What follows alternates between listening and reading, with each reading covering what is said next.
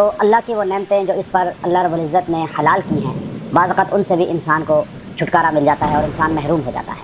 تو اس لیے شوگر کے مرض سے پناہ مانگنی بھی چاہیے، اور انسان کے جسم میں یہ بیماری کا موجب بنتا ہے، اور ایک بیماری دوسری بیماری کو پھر انسان کا جسم بعض اعضاء کاٹنے پڑ جاتے ہیں۔ تو اس لیے نبی کریم صلی اللہ علیہ وسلم کی جب زندگی کا ہم مطالعہ کرتے ہیں تو ہمیں ایک چیز بہت اہم ملتی ہے کہ آپ علیہ الصلوۃ والسلام جو ہے، اللہ نے آپ کو صحت عطا فرمائی تھی، طاقت بھی عطا فرمائی تھی، اور ایک نبی میں دنیا کے 40 جنت کے مردوں کی طاقت ہوتی ہے اور دنیا کے 4000 مردوں کے برابر قوت طاقت ہوتی ہے۔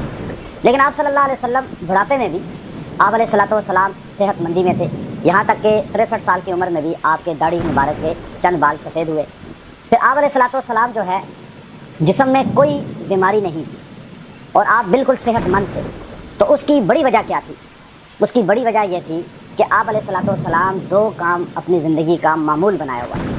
جب طب نبوی علامہ ذہبی کا میں نے ترجمے پہ کام شروع کیا تو میں نے اس کا گہرائی سے مطالعہ کیا، اور اس کا مسودہ میں ہی مکہ مکرمہ کی لائبریری سے فرسٹ ٹائم ورلڈ میں اس کا اردو میں ترجمہ ہوا ہے، اور وہ کسی زبان میں ترجمہ نہیں تھا، عربی مسودہ میں نے لیا، اس کی کاپی بڑی مشکل سے ملی اور میں نے اس کی فوٹو کاپی وہاں سے کرائی، پھر وہ لے کر آیا، اب تو چھپ چکی ہے الحمدللہ، ہمارے یہاں بھی ملتی ہے۔ تو اب اس کا ترجمے پہ غور کرنے سے 2 چیزیں پتہ چلی کہ نبی کریم صلی اللہ علیہ وسلم جو ہے ایک کدو بڑے شوق سے کھاتے تھے۔ کدو شوربے میں بناتے تھے اور گوشت ساتھ بنا لیتے، یا کوئی بھی چیز بنتی ہے اگر، تو کدو کو سالن میں تلاش کیا جاتا تھا اور چن چن کے آپ کھاتے تھے، اور صحابہ کرام بھی نبی کریم علیہ السلام کی تقلید کرتے ہوئے کدو کو بڑے شوق سے ذوق سے کھاتے تھے، اولیاء اللہ بھی کھاتے ہیں اور آج تک معمول ہے امت کا یہ۔ تو کدو کھانے والا جو کثرت سے کھاتا ہے اس کو اللہ رب العزت جو ہے شوگر کے مرض سے بچا لیتے ہیں۔ ابھی شوگر ہوئی نہیں ہے لیکن آپ پہلے معمول بنا لیں، کدو کو بڑے ذوق سے کھائیں، شوق سے کھائیں، تو آپ کو کدو کی بدولت جسم سے وہ فاسد مادے، وہ جو بیماری کا باعث بنتے ہیں، لبے کو خراب کرتے ہیں، وہ ختم ہو جائیں گے۔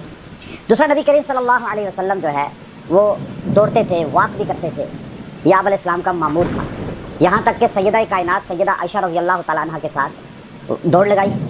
پہلی دوڑ میں سیدہ عائشہ آگے نکل گئی، آپ علیہ السلام پیچھے رہ گئے۔ دوسری بار چند عرصے بعد دوڑ لگائی، سیدہ عائشہ رضی اللہ تعالیٰ عنہ پیچھے رہ گئی، نبی علیہ السلام آگے نکل گئے، اور آپ نے فرمایا یہ اس دن کا بدلہ ہے۔ پھر آپ علیہ السلام کا پتہ یہ چلا کہ آپ دوڑ لگانا یا دوڑنا یا واک کرنا یہ خلاف شرع یا ولایت کے منافی نہیں ہے، ورنہ نبوت یہ کام کیوں کرتی۔ اور پھر آپ علیہ السلام کی عادت تھی عصر کی نماز کے بعد آپ علیہ السلام جو ہے مسجد نبوی سے پیدل نکلتے تھے، اور جو عمرے پہ گئے ہیں ان کو پتہ ہے باب فہد سے مسجد نبوی کے آپ باہر نکلیں تو جبل احد کی طرف ڈبل روڈ جا رہی ہے، اب وہ کتنے کلومیٹر ہے آپ نوٹ کریں، جبل احد جو ہے کتنا دور ہے، گاڑی پہ جاتا ہے انسان، پیدل ہم جا ہی نہیں سکتے۔ ہم دیکھنے میں چاہے وہ کتنا یہ سامنے پہاڑ نظر آ رہا ہے باب فہد سے، لیکن نہیں، وہ پیدل چلتے چلتے ہم تو عشاء میں جا کے پہنچیں گے، ہمارا چلنا ایسا ہے، لیکن ہمارے نبی صلی اللہ علیہ وسلم عصر کی نماز کے بعد وہاں سے پیدل چلتے تھے اور سیدھے جبل احد جاتے تھے، حضرت حمزہ اور 70 شہداء کے مزارات پہ وہاں دعا کرتے تھے اور پھر واپس آ جاتے تھے، اور واپس آنے کے بعد کافی دیر کے بعد مغرب ہوتی۔ پھر آپ علیہ السلام نے فرمایا یوم السبت، ہفتے کے دن آپ کا معمول تھا کہ آپ مسجد نبوی سے پیدل جاتے تھے قباء مسجد، اور وہاں جا کے 2 نفل پڑھتے تھے۔ فرمایا جو ہفتے کو قباء مسجد جائے گا اور 2 نفل پڑھے گا اور پیدل جائے گا، گاڑی پہ بھی جا سکتا ہے لیکن پیدل نبی علیہ السلام جاتے تھے تو ایک عمرے کا ثواب ملے گا۔ اب آپ دیکھیے حضور وہاں سے، ہم قباء بھی نہیں جا سکتے، پیدل جا سکتے ہیں لیکن ہماری ہمتیں نہیں ہیں، اپنے آپ کو آسائشوں کا عادی بنا لیا ہے کہ شوگر نہ ہو تو کیا ہو، چلنا نہیں ہے، واک نہیں ہے، خوراک نہیں ہے، چکن کھا رہے ہیں اور یہ فاسٹ فوڈ کھا رہے ہیں دبا کے، پھر شوگر ہی تو ہوگی، دعوت خود دے رہے ہیں، چلنا پھرنا کوئی نہیں، حرکت کوئی نہیں، مشقت کا کام کوئی نہیں، مجاہدے کا کام کوئی نہیں، اور اپنے آپ کو بستر پہ لٹایا ہوا ہے، سیٹ پہ بیٹھے ہوئے ہیں، سارا دن سیٹوں پہ ہی رہتے ہیں، تو گاڑی کی سیٹ، دفتر کی سیٹ، گھر کا بیڈ، بس اس کے علاوہ ہے ہی کچھ نہیں۔ تو ہمارے نبی پیدل کتنا چلتے تھے آپ دیکھیں، بخاری شریف سے ترمذی تک، مسند احمد تک، جمع الفوائد تک، کنز العمال تک، اب مستدرک حاکم تک حدیث کی کتابیں اٹھائیں، ہمارے نبی کا یہ معمول تھا۔ اب آپ مسلمان سوچیں کہ جو نبی پیدل یوں چلتا ہے، جو غار ہرا میں پیدل جاتے تھے، کہاں سے؟ بیت اللہ سے۔ آپ بیت اللہ سے غار ہرا جا سکتے ہیں؟ یہاں تو عمرے والا شور کر دیتا ہے، اوہو اتنے دور میری رہائش کہاں پر؟ کبری دوسری جو ہے 1 کلومیٹر دور اگر رہائش مل جائے تو ہم سانپ سونگ جاتا ہے، 1 کلومیٹر کیسے چلیں گے؟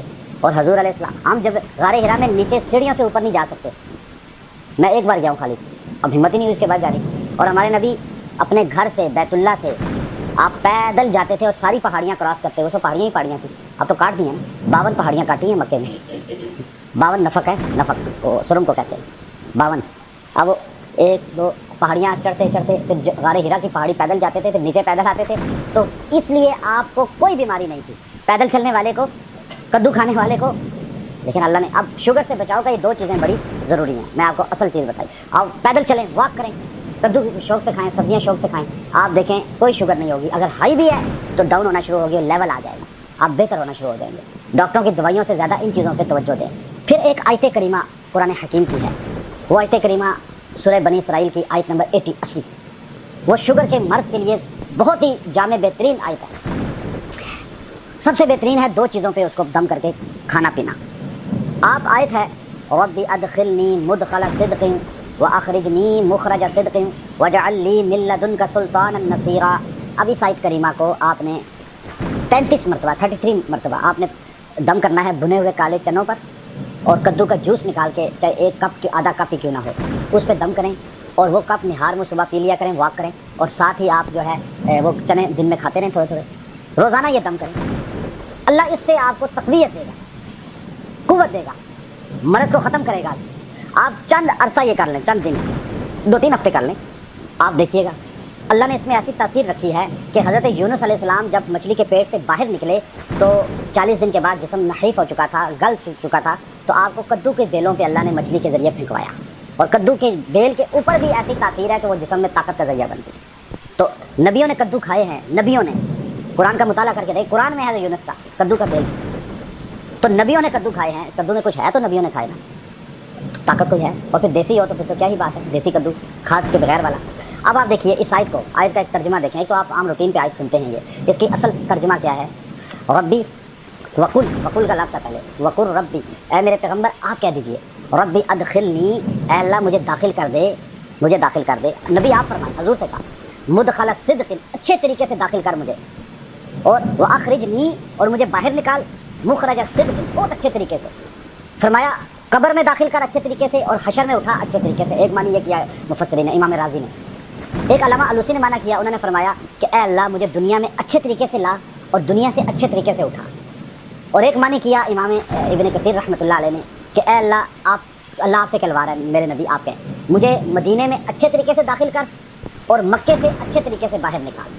اب یہ معنی سارے بنتے ہیں, بہت سے معنی ہیں اس کے, جو میں لمبا ٹائم اس پہ گزر جائے گا. وَأَخْرِجْنِي مُخْرَجَ صِدْقٍ وَأَدْخِلْنِي, پہلے کہا مُدْخَلَ صِدْقٍ, یعنی مجھے اچھے طریقے سے داخل کر, اچھے طریقے سے باہر نکال. اب اللہ صحت کے ساتھ تو اچھے طریقے سے مجھے دنیا میں لایا ہے, تو مجھے دنیا سے بھی اچھے صحت مند طریقے سے اٹھا. یہ معنی بھی اس کا بن گیا. اب دیکھیں نا, جب انسان کو شوگر ہوگی تو وہ بالکل جسم کمزور ہو جاتا ہے, اندر سے دیکھنے میں طاقتور موٹا تازہ ہوگا, لیکن اندر کچھ بھی نہیں ہوتا اس کے. تو یہ آیت کہتی ہے کہ اے اللہ جیسے اچھے طریقے سے لایا ہے, ایسے اچھے طریقے سے مجھے دنیا سے اٹھانا بھی, تو صحت مندی مجھے عطا فرما دے. پھر جسم کمزور ہو گیا نا. شوگر میں سب سے زیادہ نقصان کیا ہوتا ہے کہ جسم, اس کے اندر مقابلے کی قوت نہیں ہوتی بیماریوں کے. خون بہ رہا ہے, زخم لگ گیا تو وہ ٹھیک نہیں ہوگا. اب جسم میں کوئی اور نقصان ہو گیا وہ ٹھیک نہیں ہوگا. اب یہ جو ہوتا ہے یہ نہیں ہوتا. تو اگلا جملہ آخری کیا ہے اس آیت کا, وَجَعَلْ لِي مِن لَدُنْكَ سُلْطَانًا نَصِيرًا, اے اللہ تو بنا دے میرے لیے سلطانہ, مددگار, سلطانہ میرے ساتھ چلنے والے, نصیرہ نصرت کرنے والے. اب یہ سارے معاملات کو تو میرے لیے مددگار بنا دے, معاونین بنا دے. اب یہ دعا انسان جب کرتا ہے, پھر اب یہ ترجمہ میں نے آپ کو جو بتایا اس انداز میں, اب یہ آپ نے پہلے نہیں غور کیا ہوگا, ایسے ہی پڑھتا ہے مسلمان طوطے کی طرح. طوطے کی طرح نہیں پڑھنا, سمجھ کے پڑھنا ہے, پتہ چلے کہ میں اللہ سے کیا کہہ رہا ہوں.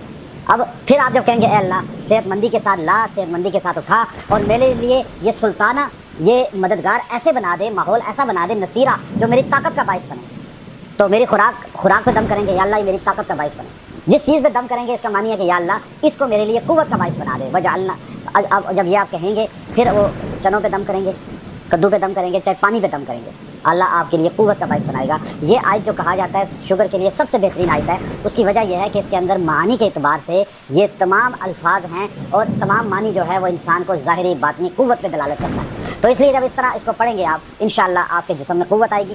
اور ویسے بھی نقاہت فیل ہو رہی ہے, تو آپ کسی بھی چیز پہ دم کر کے یہ کھا لیں, پی لیں, یا اللہ آپ کی قوت کا باعث بنائے. آپ کھانے پہ دم کر کے کھائیں, اس کھانے میں آپ کے جسم میں طاقت کا باعث بنائے گی. اس کھانے کو کسی چیز پہ ہی دم کریں گے, یا آیت چاہے ایک بار ہی دم کر لیں, تو اب کسی چیز پر بھی تو آپ وہ کھائیں گے تو وہ قوت بنے گی آپ کی. تو اللہ اس میں سے ضرر چیزیں نکال دے گا, اور انشاءاللہ اس سے آپ کو فائدہ نصیب ہوگا. وآخر دعوانا الحمدللہ رب العالمین.